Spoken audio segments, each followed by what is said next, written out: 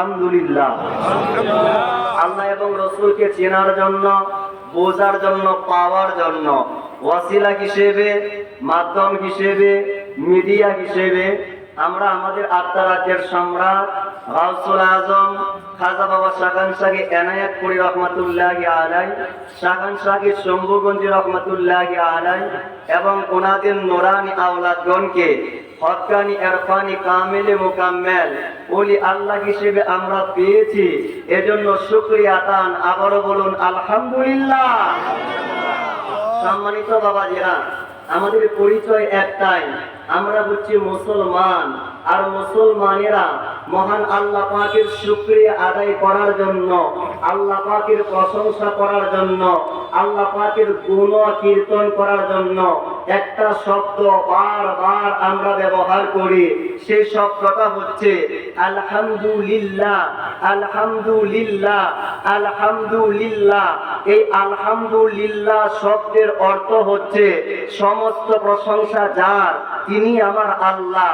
সমস্ত প্রশংসা যার, তিনি আমার আল্লাহ। সমস্ত প্রশংসা যার, তিনি আমার আল্লাহ। এবার তিনি কোন আল্লাহ? সেই আল্লাহ পাকের পরিচয়, আল্লাহ পাকের মারিফত, আল্লাহ পাকের কুদরত সম্পর্কে জানা একজন বান্দা হিসেবে আপনার দায়িত্ব রয়েছে, আমার দায়িত্ব রয়েছে। উনি তো সেই আল্লাহ যিনি নিজের হাকিকত প্রকাশ করার জন্য, নিজের পরিচয় তুলে ধরার জন্য, নিজের গোপন রহস্য জানানোর জন্য আপনার বাবা, আমার বাবা, হিন্দুদের বাবা, মুসলমানের বাবা, খ্রিস্টানের বাবা, ইহুদিদের বাবা, আস্তিকের বাবা, নাস্তিকের বাবা, সকল মানুষের বাবা, বাবা আদম আলাইহিস সালাতু ওয়াস সালামকে যিনি নিজের কুদরতি হাতে অত্যন্ত যত্ন করে বানিয়েছেন, তিনি আমাদের আল্লাহ। তিনি কোন আল্লাহ?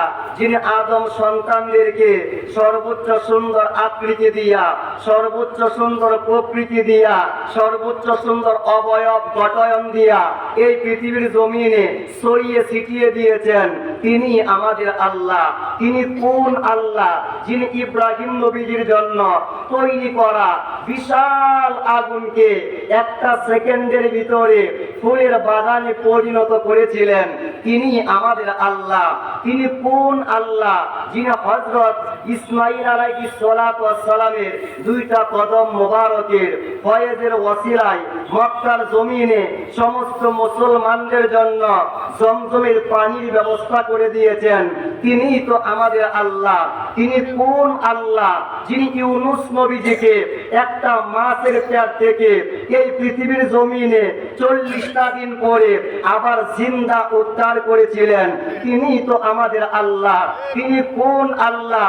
যিনি ইউসুফ নবীজিকে একটা কূপ থেকে উদ্ধার করে মিশরের বাদশা বানিয়েছিলেন, তিনি তো আমাদের আল্লাহ। তিনি কোন আল্লাহ?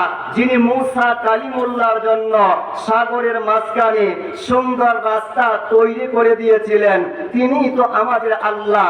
তিনি কোন আল্লাহ? যিনি ঈসা রূহুল্লাহ আলাইহিস সালাতু ওয়াস সালামকে মায়ের কোলে থাকা অবস্থায় মাত্র 19 দিন বয়সে কথা বলার শক্তি দান করেছিলেন, তিনি তো আমাদের আল্লাহ। জবান খুলে বলুন আল্লাহু আকবার।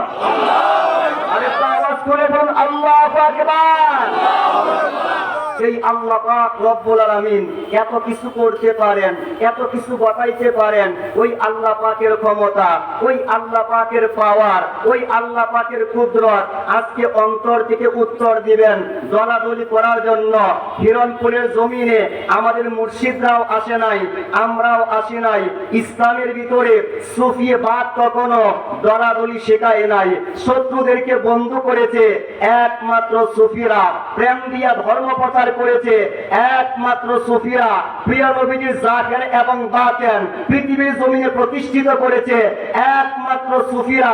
সেই সুফিদের ভিতরে যারা তারকার মতো ঝলঝল করে বাংলাদেশের জমিন সহকারে উপমহাদেশের বিশ্বের সমস্ত জমিনে ইসলামের পতাকা, রুহানি পতাকা, ফয়েজের পতাকা, রহমতের পতাকা, বরকতের পতাকা, হেদায়েতের পতাকা, নূরের পতাকা যারা চতুর্দিকে জ্বালিয়ে দিচ্ছেন, তাদের নাম হচ্ছে সিলসিলায়ে এনায়েতপুরী। সেই এনায়েতপুরী হুজুর পাকের নূরের টুকরার নাম